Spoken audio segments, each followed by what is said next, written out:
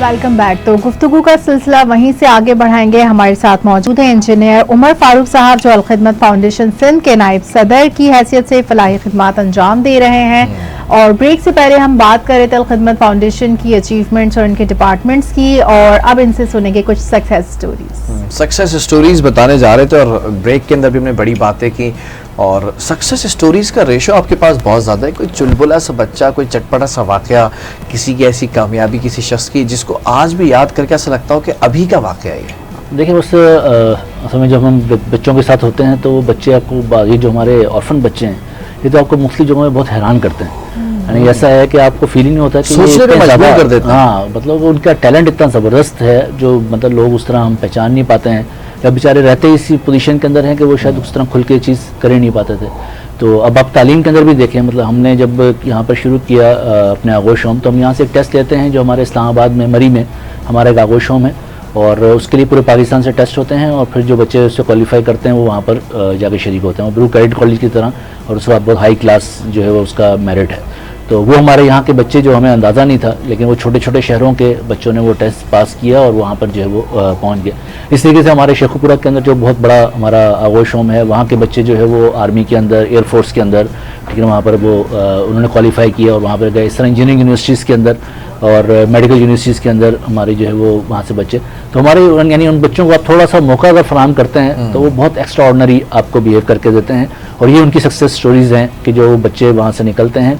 और हमारे पास यही है कि यानी बच्चा जो बहुत गरीब घराने से आता है और वहाँ पे वो रहता है और तालीम हासिल करता है, और तालीम हासिल करने के नतीजे के अंदर किसी अच्छी यूनिवर्सिटी के अंदर, कॉलेज के अंदर उसका एडमिशन जो है वो हो जाता है, और वो फिर सारी बात है वो आगे इंशाल्लाह बढ़ेगा, तो अपने घर वालों की खिदमत भी करेगा, उनको भी, अपने पूरी फैमिली को जो है वो इंशाल्लाह सपोर्ट करेगा।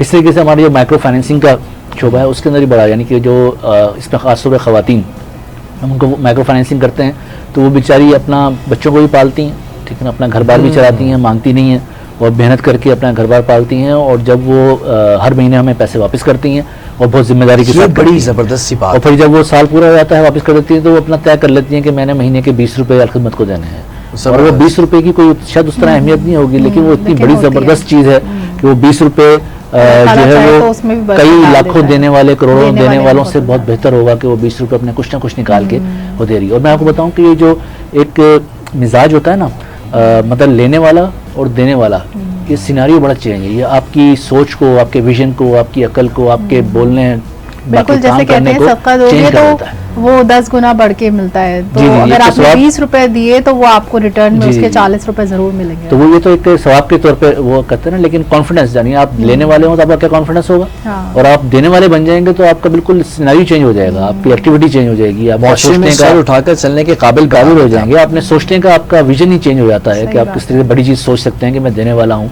तो ये हमारी बेसिकली सक्सेस स्टोरीज हैं। और हमारे इस आजकल के अभी जो हमारा चल रहा है ईद उल अज़हा का मौका है, कल इंशाल्लाह कुर्बानी, तो कुर्बानी का हमारा प्रोजेक्ट है जो बहुत बड़ा प्रोजेक्ट होता है। बताए ना, इज्तिमाई कुर्बानी और अल खिदमत, तो हमें याद है बचपन से हमारी खाले भी अल खिदमत को जाया करती थी, वक्फ होती थी, बड़ा सुकून से, तहम्मुल से, तरीके से जो है कलेक्शन होता था, फिर इज्तिमाई बड़े लेवल पे कुर्बानी। जी, ये जो बेसिकली हमारे जितने भी काम चल रहे हैं, एजुकेशन के हैं, हेल्थ के हैं, या बाकी किफ़ालत तामा के हैं, ये बुनियादी तौर पर हम कोशिश करते हैं कि कहाँ से भी फंडिंग हमारे पास हो तो हम इस पे लोगों पे खर्च कर सकें। तो ये खालों का भी जो निज़ाम है हमने इसीलिए शुरू किया था। आपको हमारी हमसे तो पहले की बातें हैं शायद, कि उस वक्त जो है वो खालों को कोई समझता नहीं था और खालें कचरे में जाया करती थी, खालों को लिया नहीं करता था।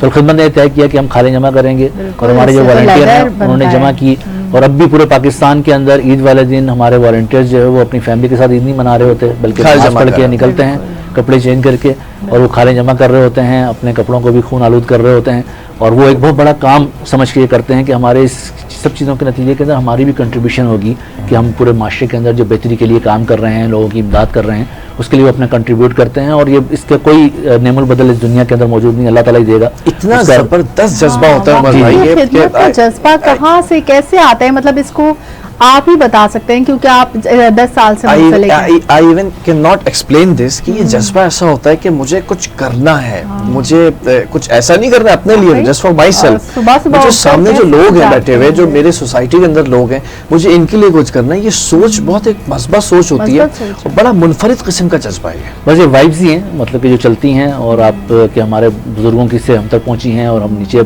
जा रही हैं, और जब आप ये सोचते हैं ना कि अपने अल्लाह ताला के लिए ये काम करना है, उसकी मखलूक के लिए ये काम करना है, तो उसका जज़्बा ही अलग है और उसके लिए कोई पैसा और बाकी चीज़ें अहमियत नहीं रखती। खाले की जितनी भी कीमत हो उससे कोई सरोकार नहीं होता है, रिकॉग्निशन कुछ कि बस हमने जो है वो खाने जमा करनी है और उसके लिए हम लोग निकलते हैं। अल्लाह का शुक्र है कि वो खाले जमा करते हैं, उसके नतीजे में जो पैसे आते हैं उससे हम फिर मुख्तलिफ जो काम कर रहे होते हैं। तो ये खाले जमा करने का हमारा पूरा प्रोजेक्ट होता है। उसका कुर्बानी प्रोजेक्ट है कि हमारे पाकिस्तान के अंदर बहुत सारे लोग ऐसे हैं कि जिनको पूरा साल गोश्त नहीं मिलता है और ये निज़ाम ऐसा है कि उसके अंदर हम ये कोशिश करते हैं कि उन लोगों तक गोश्त को पहुँचाया जाए कि जहाँ पे जिनको पूरा साल गोश्त नहीं मिलता है और कुर्बानी, इसलिए लोग हमें जिनके बारे में कहा भी गया है कि अपनी कुर्बानी में से एक हिस्सा उन लोगों के लिए निकालो।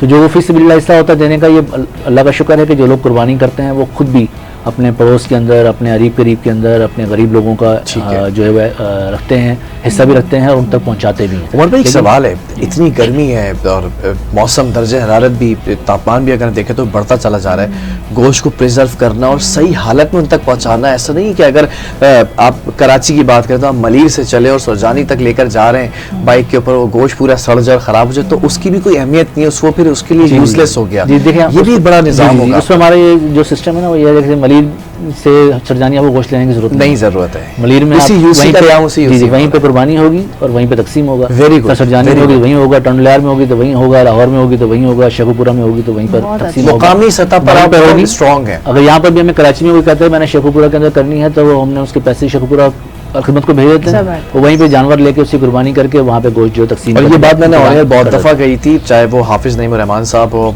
चाहे वो कराची के हमारे जो इस वक्त अमीर हैं वो हों या फिर अल खिदमत से जुड़े लोग हों, मैं हमेशा एक बात कहता हूँ जो कि मुझे बड़ा फ़ख्र होता है कहते हुए कि ऐसा निज़ाम होना चाहिए, हर स्ट्रक्चर ऐसा होना चाहिए।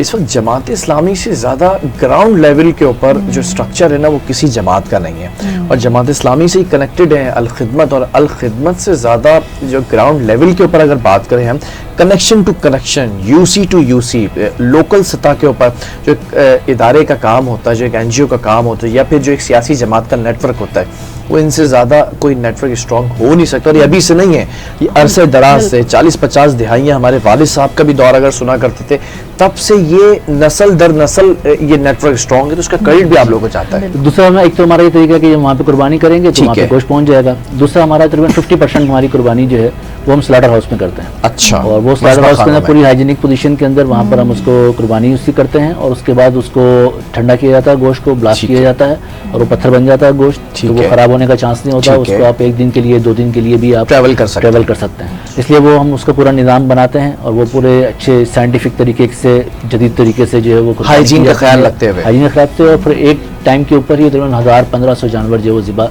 वहाँ पर हो जाते हैं। और अभी इसका भी इस साल भी हम इंशाल्लाह इंतज़ाम कर रहे हैं। और फिर चिलर वैन्स हम अरेंज करते हैं, ठंडी गाड़ियाँ, और वो उसको लेकर चिल्ड गोश्त को जो है वो मुख्तलिफ इलाकों तक पहुँचाती हैं, जो हमारे नवाबशाह के अंदर, दूर दराज गाँवों में, शहरों के अंदर वो इंशाल्लाह पहुँचेगा। अभी भी हमने पूरा इसका इंतज़ाम कर लिया है। हमारे कराची में स्लाटर हाउस के अंदर उसकी कुर्बानी होगी, इस तरह लाहौर में होगी, पेशावर में होगी, इस्लामाबाद में होगी, और वहाँ से फिर वैन्स निकलेंगी। मेट्रोपॉलिटन बड़े सिटीज है वहाँ से ट्रैवल होता है, वहाँ से बाकी 2 शहरों में स्लाटर हाउस उस तरह मौजूद नहीं है। तो ये भी एक हमारा सेगमेंट है कि हम इस तरीके से लोगों तक गोश्त पहुंचाते हैं, जब आपका गोश्त जो है वो खराब नहीं होता है। डिस्ट्रीब्यूशन का निजाम भी, जी डिस्ट्रीब्यूशन का, यहाँ से हमने गाड़ी भेजनी होती है और जहाँ पे जिस यूसी में जाएगा वहाँ की टीम, लोकल टीम जो है उसको लेती है, रिसीव करती है और वहाँ पे जो वो तकसीम करना शुरू करती है। अच्छा उमर भाई, वक्त की कमी है लेकिन मैं एक और टॉपिक यहाँ पर डिस्कस करना चाहता हूँ जो कि मेरे दिल के बड़े करीब है ना। बहुत सारे प्रोग्राम्स हमने किया अपनी अपनी सतह पर, हम जैसे आवाज़ उठा सकते थे हमने फ़लस्तीन के लिए आवाज़ उठाई, गज़ा के मुसलमानों के लिए आवाज़ उठाई, और जो उनके ऊपर जुल्म और बर्बरियत हो रहा है। और सबसे ज़्यादा एक बड़ा मसला था कि इसराइल की जुल्म और बर्बरियत के अंदर सबसे अव्वलीन चीज़ ये थी कि बच्चे, बूढ़े और औरतें, उन पर भी जुल्म किया जा रहा है। और न सिर्फ ये कि जंगी एक प्रोटोकॉल होता है, कवानीन होते हैं, उनको भी धज्जियाँ उड़ाती थी और बॉर्डर्स बंद कर दिए थे कि इंसानी जो अशिया खुर्दोनोश हैं, बेसिक नीड्स हैं, उन तक को बंद कर दिया था। अल खिदमत I can say it proudly was the first one and is the first one and maybe will be the first one जो अभी तक यहाँ से पूरे शेख खुर्दोनोश को लेकर, बेसिक नीड्स को लेकर फ़लस्तीनियों तक और गज़ा तक जा रहा है। जरा इस पर भी मैं चाहूँगा गुफ्तगू करें प्लीज। देखिए फ़लस्तीन का मसला तो एक सियासी और बाकी अपनी जगह पर मौजूद है और उसके लिए भी हम सब लोग परेशान भी हैं और उस पर बात भी हम करते हैं। और जो जुल्म वहाँ पर हो रहा है पिछले 2 साल से तकरीबन हो गए हैं उसको, और मुस्तकिल ये काम वहाँ पर जारी है। वैसे तो आप कहेंगे 70 साल से ही ये काम हो रहा है वहाँ पे, लेकिन पिछले 2 साल से तो मुस्तकिल जंगी हालात के अंदर वो ज़िंदगी गुजार रहे हैं। अच्छा, उसके लिए हमने कोशिश की कि हम वहाँ पे लोगों की किस तरीके से इमदाद कर सकते हैं। बाकी ऊपर नाकाबंदी है गज़ा की, और गज़ा पे कोई चीज़ ना जा सकती है ना वहाँ से आ सकती है, और जब वो उसका बॉर्डर जो खुलता है तो उस वक्त हम कोशिश करते हैं कि कुछ हमारा सामान जो है वहाँ पर चला जाए। इसके लिए हमने कोशिश की कि हमने काहिरा के अंदर अपना एक वेयर हाउस बनाया है, वहाँ पे हमने ऑफिस बनाया है, और यहाँ से हम जो भी सामान होता है वहाँ पे भिजवाते हैं, और वहाँ से फिर हम जो गज़ा रफ़ा बॉर्डर के ज़रिए गज़ा के अंदर जो है चला जाता है। ठीक है। इस तरीके से कुर्बानी हमारा प्रोजेक्ट जो है, इसके लिए हम कोशिश कर रहे हैं तकरीबन काहिरा के अंदर हम इससे कुर्बानी करेंगे, 1000 से ज़ायद जानवर इंशाल्लाह वहाँ पे हम कुर्बान करेंगे, और वहाँ से गोश्त जो है पहुँचाया जाएगा।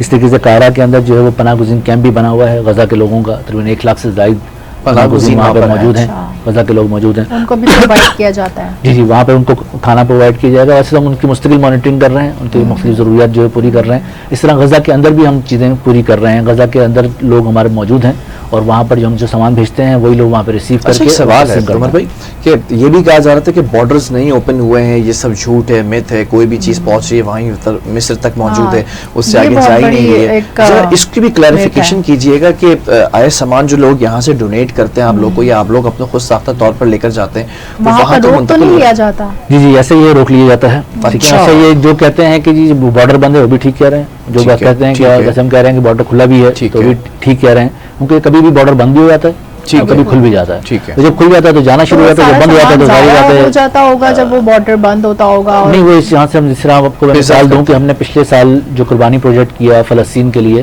तो हमने यहाँ पे सारा गोश्त यहाँ पे बना, और उसके यहाँ पे कुक हुआ, और यहाँ पर उसके टिन पैक बने और पाउच उसके बने जो रेडी टू ईट था। ठीक है ना, और वो हम ऐसी बात है, वो कहाँ पकाएंगे, और वो 1 साल के लिए प्रिजर्व भी है ना, आप उसको 1 साल के लिए इस्तेमाल भी कर सकते हैं। तो वो वहाँ पे पहुँच गया, और जब जैसे जैसे बॉर्डर खुलता गया और हम वो सामान जो है वो अंदर पहुँचाते हैं। तो इसलिए बॉर्डर खुलना ना खुलना, लेकिन अल खिदमत फाउंडेशन को आप जो भी गज़ा के लिए पैसे दे रहे हैं वो गज़ा के अंदर खर्च हो रहे हैं, और वो पहुंचाने का हमारा पूरा इंतजाम मौजूद है। और उसके लिए हम तकरीबन 11 चार्टर्ड त्यारे यहाँ से भिजवा चुके हैं, और ये त्यारे जो है वो 9 उसमें गवर्नमेंट ऑफ पाकिस्तान ने, आर्मी ने और एयरफोर्स ने हमें दिए थे, क्योंकि बहुत बड़ा खर्चा उनका ही जहाज़ों का था। अगर हम वो जहाज़ ही लेते तो शायद हमारा सारा पैसा जहाज़ चार्टर कराने में लग जाता और सामान ना भिजवा सकते। उनका भी दिल से शुक्रिया। जी, उनका भी शुक्रिया कि उन्होंने इस पूरा का इंतजाम किया, हम तो नहीं कर सकते थे ये इंतजाम। उसके अलावा बहरी जहाज़ों के जरिए भी हमने वहाँ पे सामान भेजा। तो ये जॉर्डन से और दूसरा मिस्र से, इजिप्ट से ये हमारा निज़ाम चलता है, हमारी लाइन बनी हुई है। और हमने बेसिकली फ़लस्तीन के गज़ा के लोग पाकिस्तान को अल खिदमत फाउंडेशन से जानते हैं, क्योंकि अल खिदमत फाउंडेशन ही वहाँ पे काम कर रही है, और बाकी सब भी यानी कि जो पाकिस्तान में NGOs मौजूद हैं आपके साथ जुड़ के वो हमारे साथ मिलकर कर रही हैं। वो अपना सारा फंडिंग करती हैं, सामान बनाती हैं, राशन है, बाकी चीज़ें हैं, और वो हमें फराहम करते हैं। तो हमारी जो लाइन है उसके जरिए हम वहाँ पे कोशिश करते हैं। आखिर में मैं ये पूछना चाहूँगी कि जो लोग अतियात देते हैं या इदारे, तो वो किस तरह से अल खिदमत फाउंडेशन के प्रोजेक्ट्स का ऑडिट कर सकते हैं? देखिए, हमारी कुछ चीज़ें तो बिल्कुल ओपन मौजूद हैं, हर जगह पर आप जहाँ पे जाएं उसको चेक कर सकते हैं। इस तरह हम कहते हैं कि आप एक यतीम बच्चे की स्पॉन्सरशिप लेते हैं ना, उसको ऑन करते हैं सामने, तो हम उसकी रिपोर्टिंग करते हैं आपको, ठीक है। तो आपको वैसे भी आप देखेंगे माशरे के अंदर तो हमारी तो चीज़ें सारी खुली हुई हैं, तो आप जाकर देख भी सकते हैं। वैसे भी हमारे सब चीज़ों का ऑडिट होता है, पूरा निज़ाम है ऑडिट का, ठीक है ना, तो उसके जरिए हम सारी ये चीज़ें करते हैं। तो ये बेसिकली बहरहाल ये कुर्बानी का प्रोजेक्ट जो फ़लस्तीनियों के लिए हम यहाँ पे कर रहे हैं, उसके लिए पाकिस्तान के लोगों ने बहुत तावन किया है, और पाकिस्तान के अंदर भी जो बहुत मुश्किल हालात के अंदर लोग ज़िंदगी गुजार रहे हैं उनके लिए भी हम कोशिश करते हैं कि ये सारा कुछ पहुँचाएं। बहुत शुक्रिया आपका। इंजीनियर उमर फारूक हमारे साथ मौजूद है, नायब सदर हैं अल खिदमत फाउंडेशन सिंध के।